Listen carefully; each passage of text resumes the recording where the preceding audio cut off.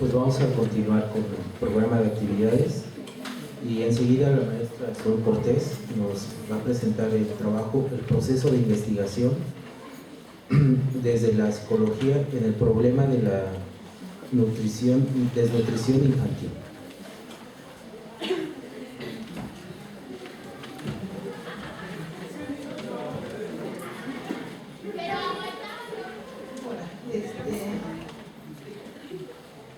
Perdón, pero ahorita me tardé tantito, no estaba a esta hora programada, tuve que hacer algunas cosas. A ver, lo que yo les voy a presentar no es un estudio específico, sino es una serie de estudios que hemos venido haciendo a lo largo del tiempo. No son tampoco todos los estudios, pero sí son aquellos que de alguna manera están reflejando la lógica que estamos siguiendo para investigar este problema de la desnutrición infantil. ¿A qué sigue? Y una disculpa, pero si me agarra la tos es que he estado muy mal en los días respiratorios, por eso fui por agua. Les decía que el objetivo es presentar la lógica, ¿no? Del proceso que hemos seguido y en las diferentes etapas. Nosotros hemos hecho investigación tanto básica y de ahí hemos derivado investigación aplicada y propusimos un programa de intervención para el alivio de la desnutrición y es ahí donde les vamos a presentar algo de esto. Perdón, pero los créditos se me olvidaron. El trabajo lo hacemos en la línea de investigación de análisis funcional de desarrollo infantil del proyecto de investigación en aprendizaje humano y los que formamos esa línea de investigación son el maestro Rosendo Hernández Castro y la licenciada Adalid Sánchez Hernández y una serie de tesistas que han estado a lo largo de de todo este proceso y con becarios y voluntarios. Así es que si se quieren apuntar a partir de esto, si no los espanto, entonces podremos tomar. Entonces les decía que el objetivo es hacer como un recorrido en esto. Primero, la que sigue por favor, Francisco. Primero vamos a ver qué es la desnutrición. La desnutrición es el resultado directo de una dieta inadecuada. Es una insuficiencia de nutrimentos, ¿no?, que requiere el cuerpo para funcionar adecuadamente, para crecer en el caso de los niños y funcionar adecuadamente. Y es el efecto acumulativo de episodios repetidos de falta de alimento o de enfermedades infecciosas. Para ello, ¿cómo se reconoce la desnutrición? Normalmente en los niños menores de 5 años, que es la población objetivo de nuestra investigación, se miden y se pesan a los niños y a partir de ahí hay unas tablas de referencia que nos indican en dónde están ubicados de acuerdo a los percentiles, donde se ubica la medición del niño. Entonces hay 3 parámetros importantes. Uno es la talla para la edad.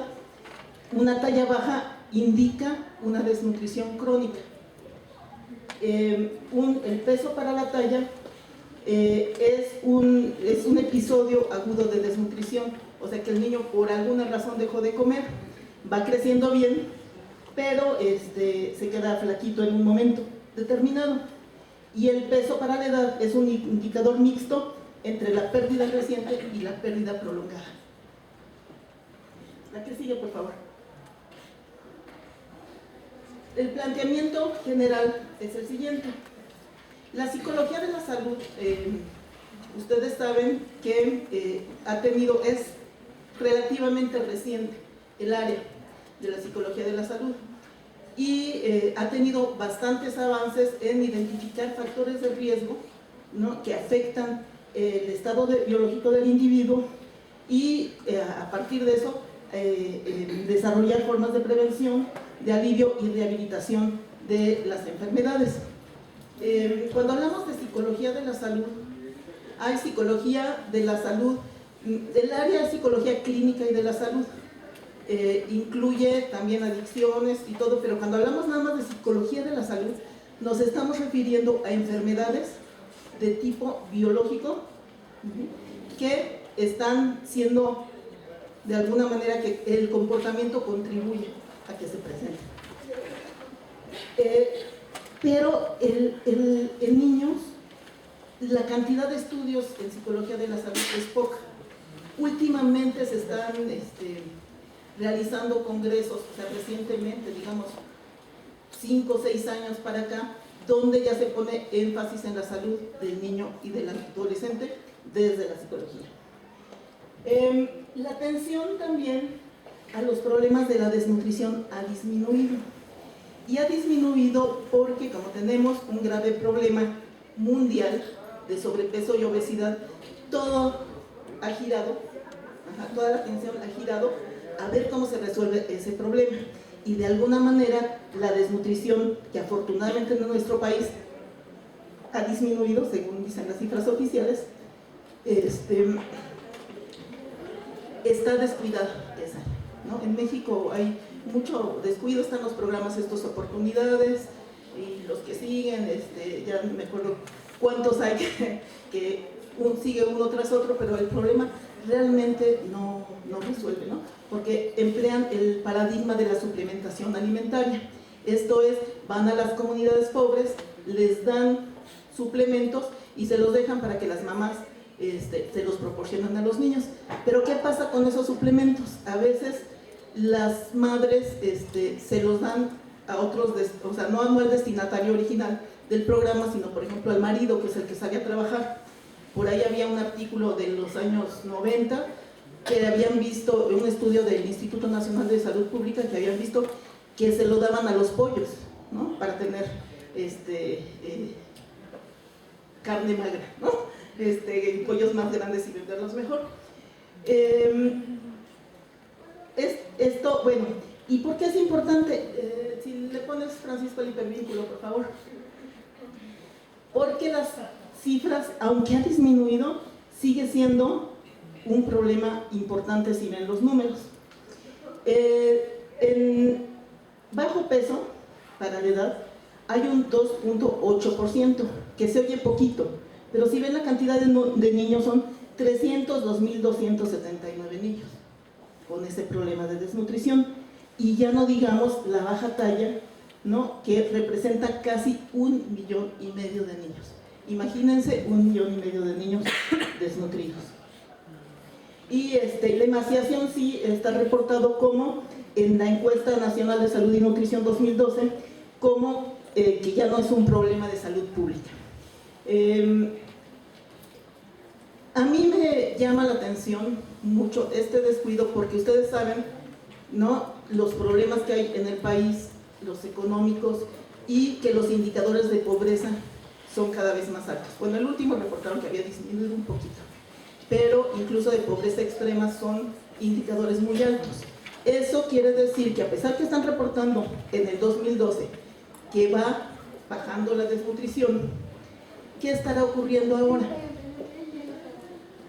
Acaban de salir los resultados de la Encuesta Nacional de Salud y Nutrición 2016 y sorprendentemente están los datos de sobrepeso y obesidad en niños y adultos, y los datos de desnutrición brillan por su ausencia, ¿no? Entonces está la duda razonable que es probable que hayan aumentado, ¿no? O sea, porque no hay un dato que nos diga que ya mejoraron y que no es un problema de salud pública, ¿no?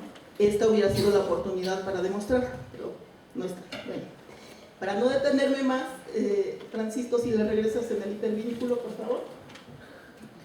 Estábamos en esto, y bueno, imagínense que eran 1,5 millones de niños con desmedro, que así se llama a la desnutrición crónica, y 300,000 y pico de niños con bajo peso para la edad, para la edad. Ahora, el problema de esos niños, que son muchos, no es nada más que se quedan chaparritos. El problema son las implicaciones que tienen para su salud y desarrollo posteriores de toda la vida. Si le pones el hipervínculo, vemos que la desnutrición tiene secuelas fisiológicas y en el desarrollo psicológico de los niños. Menor crecimiento, infecciones, enfermedades endocrinas. En años recientes se ha visto que un niño desnutrido cambia o su metabolismo se programa por razones ahí, por mecanismos biológicos y de conservación, se programa para conservar más grasa. Entonces un niño desnutrido es probable que en la edad adulta sea una persona obesa y con problemas de diabetes y síndrome metabólico. Problemas en el sistema musculoesquelético y atrofia en las estructuras del sistema nervioso central. El sistema nervioso central empieza a desarrollarse in útero, pero continúa la proliferación de neuronas y conexiones neuronales durante aproximadamente 12 años, ¿no? Posteriores al nacimiento, pero los 5 años y sobre todo el primer año son cruciales. En cuanto también esto de la atrofia de las estructuras del sistema nervioso incluye la desmielinización de neuronal, entonces el impulso eléctrico no está fluido. En cuanto al desarrollo psicológico, también hay varias secuelas. La irritabilidad, hay menos juegos. A veces las madres piensan que los niños son muy tranquilitos, pero realmente no. A veces es por desnutrición y a ningún niño le conviene en las primeras edades ser tranquilito, sino que los niños pues tienen que moverse, tienen que recibir más estimulación, ¿no? Estar en contacto con diversos estímulos ambientales. Hay falta de atención, de actividad motora, y en las pruebas que aplican cuando hay grupos grandes de niños desnutridos y niños eutróficos, o sea, con buena nutrición, se ven siempre, o sea, muchas veces se ven abajo los puntajes de los niños desnutridos. Hay una hipótesis que se llama de aislamiento funcional, que se la atribuye a Belsky, pero el equipo del doctor Chávez del Instituto Nacional de Nutrición desde los años 50 lo había sugerido, donde la desnutrición tiene un doble riesgo. Un riesgo por estas secuelas fisiológicas y otro riesgo porque por lo mismo el niño cuando no se mueve, cuando no llora o tiene un llanto que es como ruido de fondo, no se le hace caso, el niño se queda aislado funcionalmente. Lo que les decía, no recibe la estimulación diferente. Lo que les comentaba hace rato de los estudios y los programas derivados de ellos, de la nutrición suplementaria, vienen a partir de esos datos del aislamiento funcional, y donde en aquellos tiempos, como en los 50, estos doctores Chávez, Martínez y Cravioto, seleccionaron 2 comunidades en la Sierra de Puebla. Una comunidad, o sea, con características demográficas muy similares. En una comunidad les dieron suplemento a las madres embarazadas y después a los niños desde el nacimiento, y en la otra comunidad no les dieron nada, los dejaron tal cual. ¿Qué encontraron? Estuvieron tomando mediciones con la escala de Bailey, estuvieron tomando mediciones de la actividad motora y vieron que mientras los niños seguían el transcurso que ya se conocía, ¿no?, del niño desnutrido, en el pueblo donde dieron suplementación, los niños se movían más y obligaban a las mamás a cargarlos, ¿no? Como lloraban con más fuerza, obligaban a las mamás a cargarlos, los exponían, ¿no?, al sol, a distintos colores, la sensación del aire, y eso es una estimulación que beneficia el desarrollo del niño.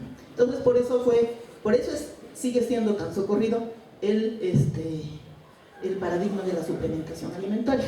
El problema es cómo se implementa, ¿no?, en los programas. Bueno, ya me extendí porque me emociono con los estudios de Chávez. Francisco, la siguiente, por favor. Bueno, y esos efectos de la desnutrición pueden durar muchas veces por un tiempo muy prolongado en la vida, ¿no? La primaria y la secundaria. Este modelo causal de la desnutrición es de UNICEF. Es muy afortunado desde mi punto de vista porque comprende factores que en psicología de la salud le llamamos macrológicos y los factores micrológicos. Si ustedes ven en la parte de abajo, no sé si alcanzan a ver, están los recursos potenciales que tiene un país, los recursos naturales, humanos, la tecnología, etc. Después viene cómo se aprovechan esos recursos. En la parte intermedia, ustedes pueden ver ya lo que son como los factores demográficos familiares que se consideran, y esos factores demográficos familiares que tienen que ver con tanto los recursos económicos como culturales, ¿no? La educación, el conocimiento. Cuando la educación es poca, van al siguiente paso de arriba y pueden ver que normalmente una persona con poca educación, sin tantos recursos, no tiene acceso a los alimentos suficientes para cubrir los requisitos, los requerimientos familiares. También viven en condiciones de saneamiento pobres, con falta de agua, por ejemplo, y la parte en el medio es ahí donde nosotros nos insertamos, donde las prácticas de cuidado y alimentación son deficientes. Entonces, aparte que no hay recursos, o los pocos que hay no se aprovechan por la práctica de crianza. Eso lleva a enfermedades y a una ingesta inadecuada de alimentos, lo que desemboca en la desnutrición. Este es importante porque les decía, en psicología de la salud es importante conocer los factores macrológicos o distales, los que están fuera del alcance del psicólogo, pero que son sumamente importantes. Es sumamente importante conocerlos porque ellos nos van a ayudar a identificar poblaciones de riesgo. Y los factores micrológicos o proximales son los inherentes al comportamiento, ¿no? Y es ahí donde el psicólogo puede actuar. La siguiente. Bueno, nosotros en el inicio, pues bueno, si seguimos, nos basamos en la propuesta del modelo de salud de Rives del 90. En esta propuesta ustedes ven del lado izquierdo los procesos y los resultados. Abajo ven lo que corresponde, ¿no?, como al comportamiento, ¿no?, que a partir de estilos interactivos y de la historia de competencias hay competencias específicas que se actualizan en conductas instrumentales saludables o de riesgo, y esas se asocian a cierta patología, o sea, afectan la vulnerabilidad biológica, la probabilidad de que una persona se enferme, pueden desembocar en una patología y las conductas asociadas. En el caso de los niños, porque estamos hablando de niños menores de 5 años y específicamente en el proyecto tratamos niños máximo 3 años, en esas edades, las competencias tienen que ser del cuidador, de los responsables del cuidado infantil, porque el niño depende completamente del cuidador. El niño no puede servirse su comida, prepararse, alimentarse, sino es el cuidador quien hace eso. Entonces, por eso nos enfocamos al cuidador principal. La siguiente, por favor. Y ahí es donde entra como el concepto de práctica de crianza. Cuando ustedes van a escuchar prácticas de crianza o van a leer, ¿no?, si hacen una búsqueda sobre práctica de crianza, van a encontrar una diversidad digamos, de conceptos, ¿no? De creencias, van a encontrar estilos de crianza, que los estilos de crianza están más relacionados con la parte del desarrollo social de los niños, ¿no? La disciplina, etc. Nosotros nos pescamos de alguna manera del concepto de Myers, que indica que son las actividades de los responsables del cuidador, todas aquellas actividades que tienen que ver con la supervivencia del menor, con el mantenimiento de la salud y el desarrollo. Porque si ustedes ven, casa perfectamente con la idea de conducta instrumental.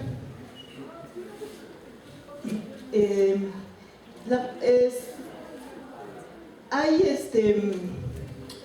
mucha literatura, ¿no? Y datos que de alguna manera nos están guiando a la idea de que la práctica responsiva lleva a mejores resultados en el desarrollo del niño contra una práctica no responsiva. ¿Qué es una práctica responsiva? Una práctica responsiva es aquella donde el responsable del niño es capaz de identificar las señales y atenderlas de manera oportuna y apropiada, y además con un, digamos, un ambiente afectivo cálido. Esta parte que a veces podrían decir es del afecto, que nos suena así como que se nos va entre los dedos, ¿no? El concepto, bueno, nosotros lo abordamos, vamos a ver más adelante, y es importante por varias cosas en el desarrollo infantil, pero de eso hablaremos más adelante o después, en otra ocasión. La que sigue, por favor. Les decía yo que estamos presentando, así como algunos flashazos de la investigación que hacemos, pero este es el proceso general que hemos seguido. Una es estudios de estimación de riesgos, les decía, o sea, tanto macrológicos como micrológicos, identificación de conductas de riesgo ya específicas, de patrones de interacción que tienen que ver con el consumo, o sea, patrones de interacción en la mesa. Y a partir de ahí hemos identificado distintos patrones asociados a desnutrición y otros a un estado eutrófico y a mayor y menor consumo de alimentos, y a partir de ahí desarrollamos una propuesta de intervención que estamos probando, le estamos aplicando y le estamos probando. La siguiente. En un estudio que lo reportamos en el 2011, vemos, estimamos riesgos de 3 niveles. Riesgos sociodemográficos, que son los macrológicos que les decía, de historia de salud, que de alguna manera tampoco el psicólogo tiene ahí mucha injerencia o no tiene manera pues de intervenir, y las prácticas de crianza. ¿Qué encontramos? Lo hicimos con 134 niños. Ese estudio en poblaciones rurales de Chapa de Mota y en poblaciones urbanas, Distrito Federal, Tlalnepantla, Naucalpan, de la zona conurbada. ¿Qué encontramos? A ver. Que en cuanto a factores sociodemográficos, era importante para que el niño tuviera un estado de desnutrición eutrófico el lugar de origen, ¿no? Si los niños de poblaciones rurales tenían mayor desnutrición, o sea, había más casos de desnutrición en las poblaciones rurales que en las urbanas.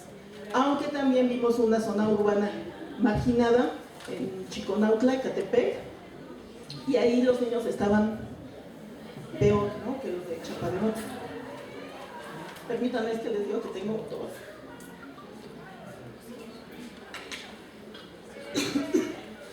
Las madres jóvenes, los niños de las madres más jóvenes tendían a padecer desnutrición a diferencia de las mamás más grandes, pero más grandes, bastante más grandes, como de 30 años, o sea, como de 30 años 28, 30 años para adelante, eran mucho mejores, bueno, con otros indicadores vimos que tenían mejores prácticas de crianza y los niños tenían mejor estado de nutrición. Permítanme, perdón, pero tengo una tos terrible, déjenme una pastilla.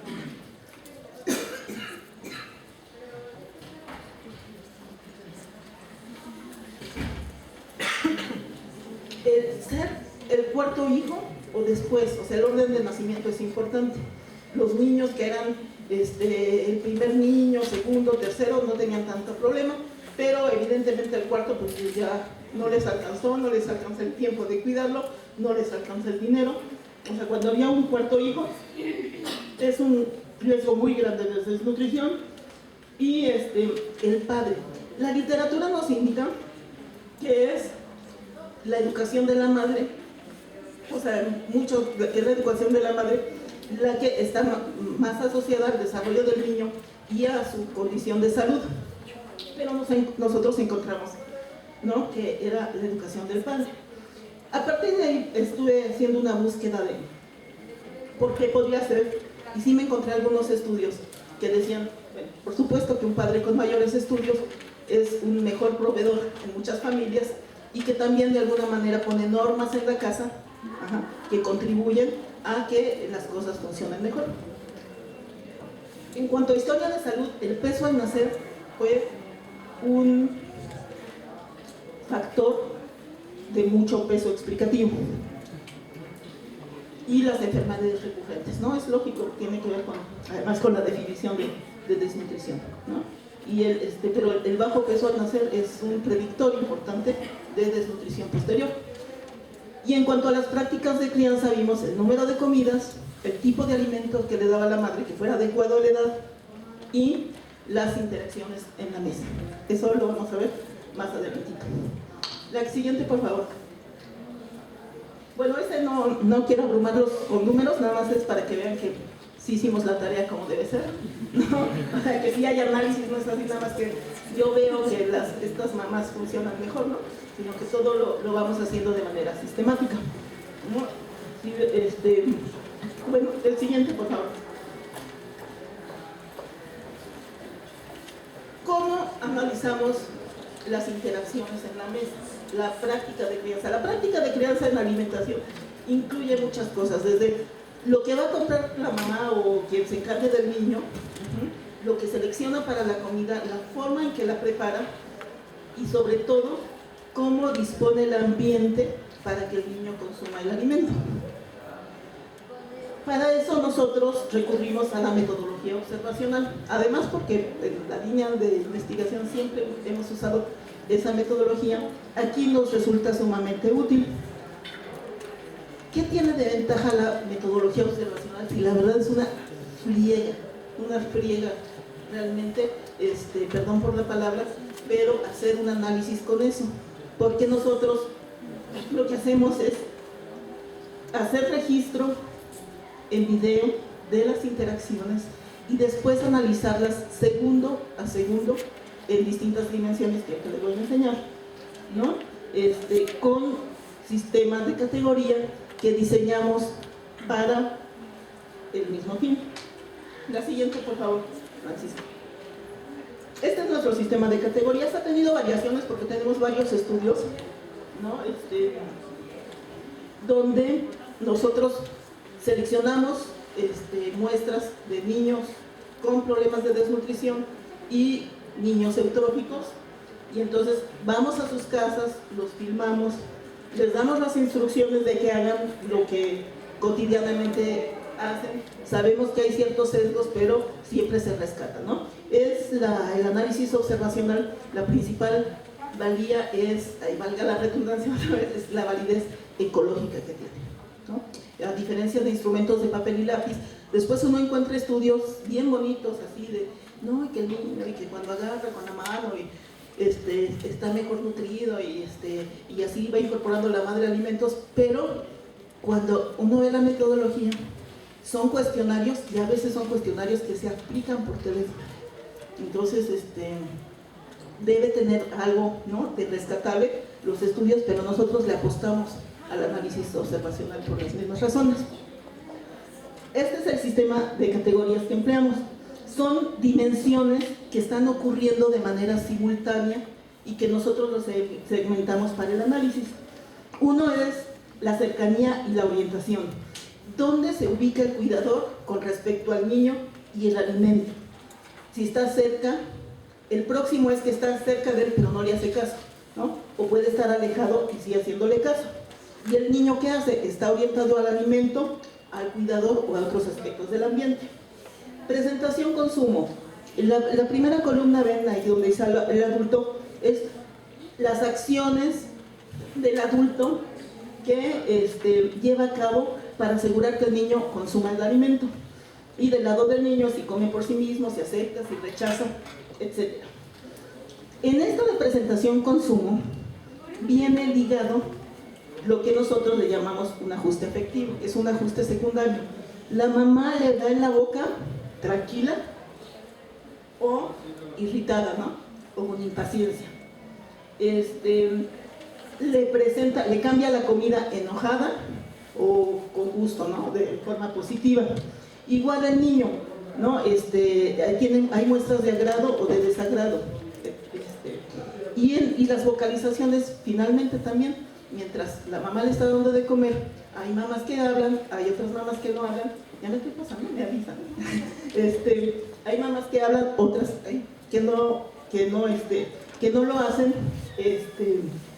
Y cuando hablan, pueden hablar sobre alimentos, pueden hablar sobre las propiedades organolépticas de los alimentos. Ay, sí, está muy caliente, está rico. Sobre todo, hacen referencia a si es sabroso el alimento. Y sobre la conducta del niño, eso es importante, ¿no? ¿Qué es lo que está haciendo el niño?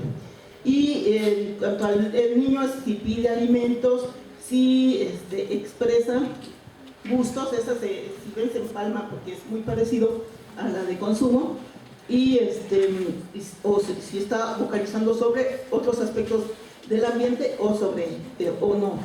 Esto de las vocalizaciones no tienen que ser frases hechas, porque si se fijan, nosotros vemos niños desde los 8 meses, 12 años, y a veces nada más son como indicios, ¿no? Y expresiones que están orientadas hacia expresar, pues, por ejemplo, un gusto o pedir el alimento, ¿no? O pedir más, dice ma, ¿no? Señala y dice ma. Entonces nos apoyamos mucho en los gestos, en los señalamientos. La que sigue, por favor. En distintos estudios, ahí puse 2 nada más, pero hemos hecho como 3, 4 estudios donde va cambiando así lo que encontramos. Pero estos elementos de la interacción son los que han permanecido constantes, ¿no? Uno, la atención de la madre o del cuidador. A veces son abuelos, ¿no? Hay unos abuelitos fantásticos, abuelas, tías. La atención del adulto a la situación de alimentación del niño. El preparar el alimento y esperar a que el niño consuma. Supervisar. Cambiar el alimento cuando hay muestras de disgusto. Y a veces también dar alimento más cuando el niño pide. Si ven, esto tiene que ver con lo que hablamos primero de la práctica responsiva.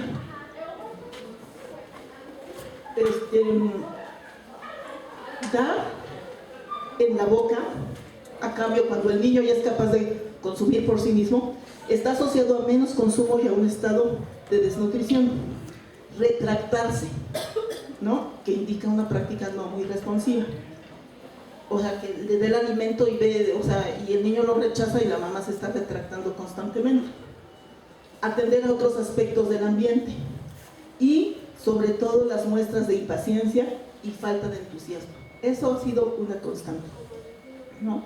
Y que luego están ligadas, ¿no? Por ejemplo, la mamá a veces está así desesperada y el niño se voltea y le pone aquí la cuchara, ¿no? Entonces, eso, si ven ahí, por eso tiene un signo de menos, porque están asociados a a desnutrición y a menor consumo. La que sigue, por favor. Este también es un ejemplo nada más, ¿no? Les digo para que vean que hacemos bien la tarea, no es ¿no? Y que tomamos tamaño del efecto y todo para hablar de las diferencias que encontramos. Y abajo está la referencia. La siguiente, por favor. Aquí hay 2 ejemplos de lo que es típico que encontramos, por un lado, en los niños desnutridos y de su lado derecho tienen los eutróficos. El patrón de los niños desnutridos es que la mamá le dé en la boca. El niño tiene una negativa a consumir, ahí lo pueden ver, ¿no? No se ve muy claro, pero la niña se está volteando. La madre se retracta, otra vez tiene el intento de darle en la boca, hay otra negativa y es así, el circulito. Igual que el niño se distrae, ¿no? El niño no está atendiendo al alimento y se distrae, entonces la mamá le da el juguete pero al mismo tiempo lo regaña y le insiste que coma, pero no hace mucho con el juguete. En cambio, ahí ven uno de los abuelitos con un niño. Les decía, la categoría que es la acción de preparar el alimento. Por ejemplo, en los niños chiquitos les ponen el pollo, ¿no? Que le desmenuzan el pollo para que lo pueda comer. En los más pequeños mueven el puré, ¿no? Luego dejan que el niño consuma por sí mismo, cuando ya está en condiciones de hacerlo, supervisa que no se atragante y demás. El niño pide más o se niega y el adulto atiende esa petición. Si se niega o pide cambio de alimento, pues la mamá cambia el alimento y si pide más, pues le sirve, ¿no? Más alimento. Entonces eso es como lo típico. A partir de varias diadas que vimos, hemos trabajado les decía, en Chapa de Mota, hemos trabajado en Huixquilucan, hemos trabajado acá por la zona de la presa, en Icatepec y actualmente estamos en Coyotepec trabajando. Entonces, los resultados nos arrojan que estos patrones son típicos, ¿no? De distinto estado de nutrición. Y entonces, a partir de ahí, la siguiente, por favor, desarrollamos una intervención. ¿Qué elementos tiene esa intervención? La siguiente. Bueno, para esto aquí les transcribí de alguna manera lo que en el modelo de salud dice sobre las conductas de prevención, que es saber qué hacer. Bueno, no se los voy a leer todo, en qué circunstancias, es cómo enfrentar esas circunstancias que afectan la salud y tener respuestas alternativas a ellas. La siguiente. Entonces, en el desarrollo de la estrategia tiene, digamos así como de áreas o módulos, tiene 3 módulos de alimentación, ¿no? De cómo reconocer el estado nutricio del niño y monitorearlo. Nosotros les enseñamos a las mamás a pesar, medir al niño, bueno, eso siempre lo hacen en el centro de salud, pero ubicarlos en las tablas de referencia y trazarse una meta de ir siguiendo cómo va recuperando, ¿no?, el estado de nutrición.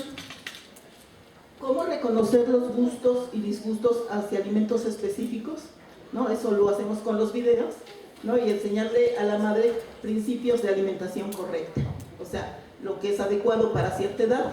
Por ejemplo, en Huixquilucan trabajamos con la nutrióloga les daba las recomendaciones. Ahora en Coyotepec estamos con los médicos, tienen recomendaciones, pero a veces las mamás no saben cómo interpretar, no saben qué es una ración, cuánto dar. Entonces esa parte también las apoyamos. Manejo de contingencias, y claro, no les decimos que el reforzador y el castigo, la conducta diferencial, o sea, hacemos una traducción, pero trabajamos manejo de contingencias y estrategias para enfrentar neofobias y rechazos a alimentos. La neofobia es el rechazo a todos los alimentos nuevos.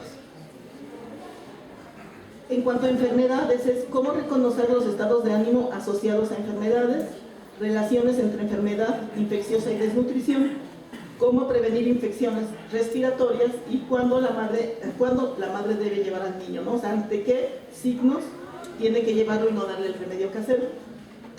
Y en cuanto a cuestiones de enfrentamiento, es cómo organizar las actividades diarias sin descuidar la atención del niño, cómo enfrentar los obstáculos que surgen en la crianza empleando estrategias de solución de problemas. O sea, nosotros vamos con las mamás, vemos esta parte de todo lo que es de qué debe comer, todo lo hacemos con folletitos, les enseñamos, pero la parte, digamos, fuerte de la estrategia es analizar con ellas los videos y entonces señalar primero las partes positivas. Mira, aquí está haciendo usted de esta manera las cosas y el niño está consumiendo. En cambio aquí, y ellas mismas nos van diciendo.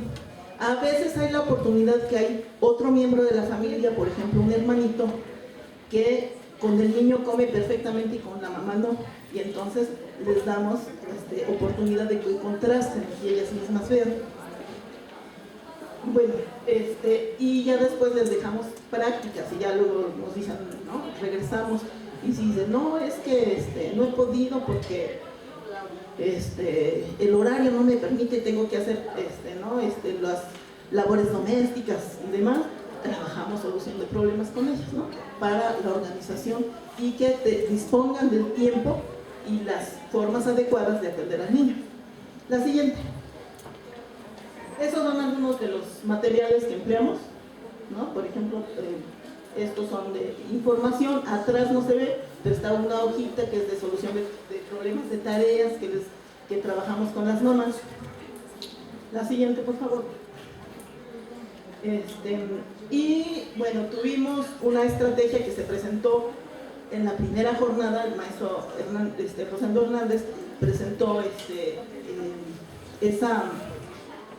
ese trabajo que fue nuestro estudio piloto y le hicimos algunos ajustes que por ahí nos indicaba que íbamos en buen camino, y ahora desarrollamos la estrategia más completa que incluye lo de enfermedades, no incluía en el piloto, no incluía esa parte, y nuestra meta era tener 30 diadas aquí, 30 en Sonora, pero resulta que por distintas dificultades es un estudio muy largo, es un estudio donde tratamos de ser lo menos invasivo posible, pero sí requiere unas 7, 8 sesiones de estar con la mamá, más una serie de instrumentos, ¿no? Entre ellos pruebas de desarrollo y demás, y vamos a sus casas, y esa parte de ir a las casas del análisis observacional tiene la belleza de ser válido en términos de, ecológicamente, ¿no?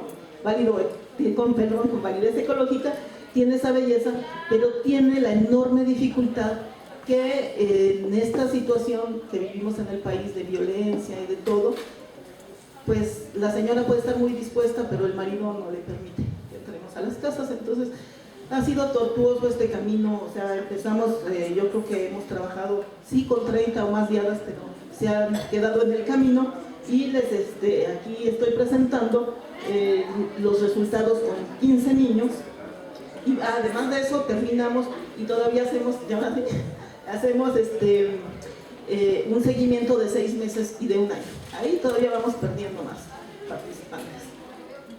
Entonces hicimos una evaluación inicial de los patrones de interacción, ¿no? Del consumo de alimentos, pesamos la comida antes y después de la grabación y del estado de nutrición, entre otras medidas. Luego viene la intervención, que de alguna manera ya se las describí, y una evaluación final, ¿no? Con las mismas mediciones de la inicial, y el seguimiento, les digo, a los 6 y al año. La siguiente, por favor.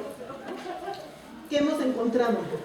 Hemos encontrado que, por ejemplo, el que la mamá le den la boca, ¿se acuerdan que era lo que estaba asociado a desnutrición? Disminuye sobre todo líquidos, ¿no? También la mamá observa mucho más después de la intervención y se retracta menos.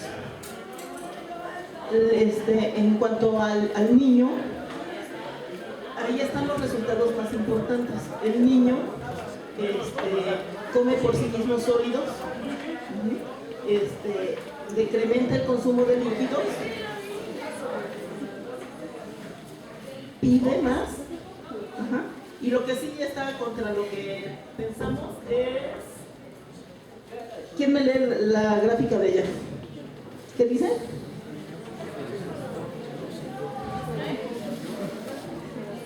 Es que no alcanzo a ver, no me acuerdo.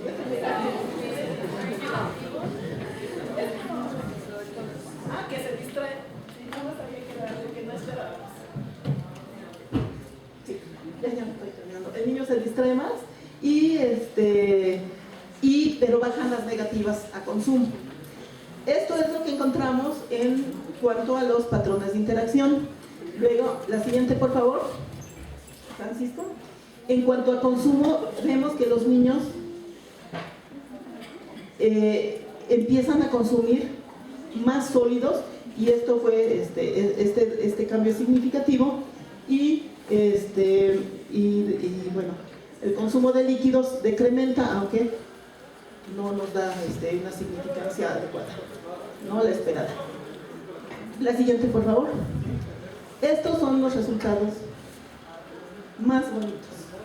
Si bien no todos los niños recuperan la condición nutricia esperada, porque ven hasta abajo, puse no acá, el que está en rojito, 2 niños se han mantenido bajos en peso, y eso ha agravado el problema de la estatura, aquel indicador de desnutrición crónica. Un niño bajó de peso porque estaba enfermo cuando lo medimos, pero se mantuvo en los parámetros restantes. Uno progresa en peso, pero se ha quedado rezagado en la estatura, todavía no se manifiesta en la estatura el cambio. 2 muestran progresos, pero aún no alcanzan la meta. Las metas que tenemos es que cambien en los percentiles. Por ejemplo, si están en desnutrición grave, por lo menos que se vayan a desnutrición moderada. Lo ideal es que encuentren el estado eutrófico, si están en desnutrición moderada, que se vayan a leve o eutrófico. Entonces, esos niños ahí la llevan, pero todavía no alcanzan la meta. Y 9 niños, 9 de los 15, salieron completamente de la desnutrición. O sea, al final de la estrategia, están en un estado eutrófico completamente. ¿Cuál es el problema de aquí de estos datos? Si uno se pone muy estricto en términos de metodología, no tenemos un grupo de contraste, pero no podemos tener un grupo de contraste por razones éticas, ¿no? Si estamos viendo que un programa funciona, no puedes dejar a un niño que sabe cuáles son los efectos de la desnutrición para ver si tu resultado queda más bonito, ¿no? Hay mucha literatura, y nosotros tenemos también datos anteriores que nos permiten darnos esa licencia. El hipervínculo, por favor. No funcionó el hipervínculo. Bueno, no. Y yo lo había acabado así. Si ustedes ven finalmente lo que estamos trabajando, ¿no? Regresando al modelo, son las conductas instrumentales, ¿no?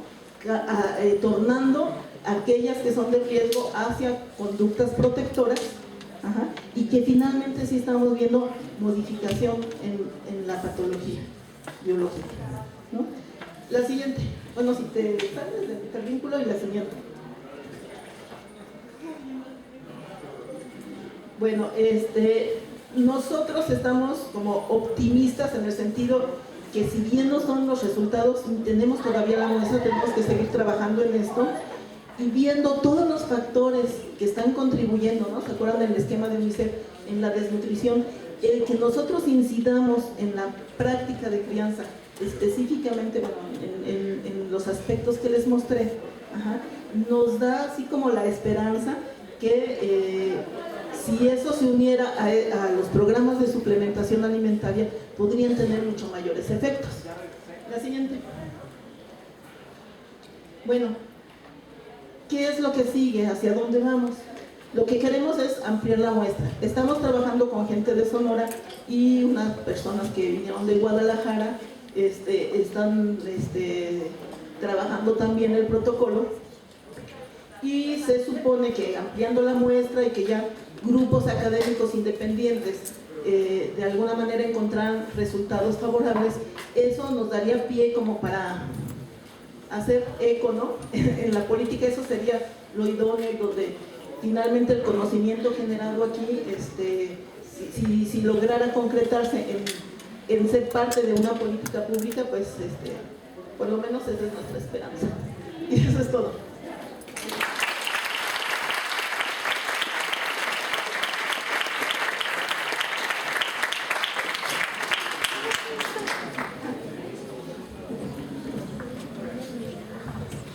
Muchas gracias, maestra. Nos da tiempo para un par de preguntas. No sé si alguien quiera hacer alguna pregunta a la maestra.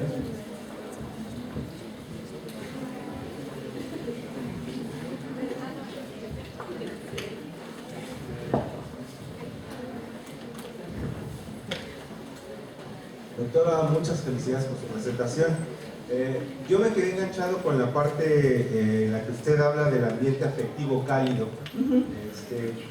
Inicialmente supongo que se refiere a que el niño disfrute del episodio en el que es alimentado nutritivamente. Sí. Pero también me puse a pensar que también el adulto debe disfrutar el episodio en el que alimenta al niño, porque de lo contrario, entonces el niño reproduce pues esas emociones que no son agradables. Yo pensaba que, por ejemplo, los viernes me voy a echar tacos y lo disfruto enormemente, ¿no? Me Sí. estoy echando mis taquitos con salsita y están grasositos, están muy sabrosos. Y se restablece el equilibrio espiritual en mi vida cuando me echo mis tacos, ¿no?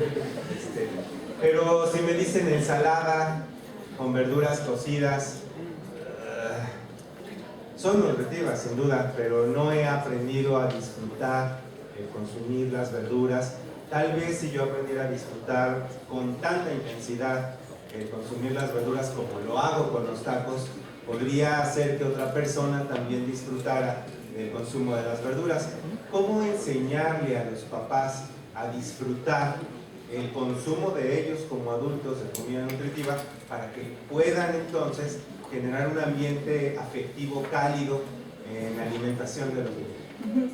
Mira, no es nada más el disfrutar, que esa parte sí la vemos, que vemos la alimentación en familia, la alimentación familiar, ¿no? Ahí tenemos un material que elaboré hace muchos años y que nos resulta útil, porque la idea es que también no sea nada más el niño, sino que el cambio se generalice a la familia.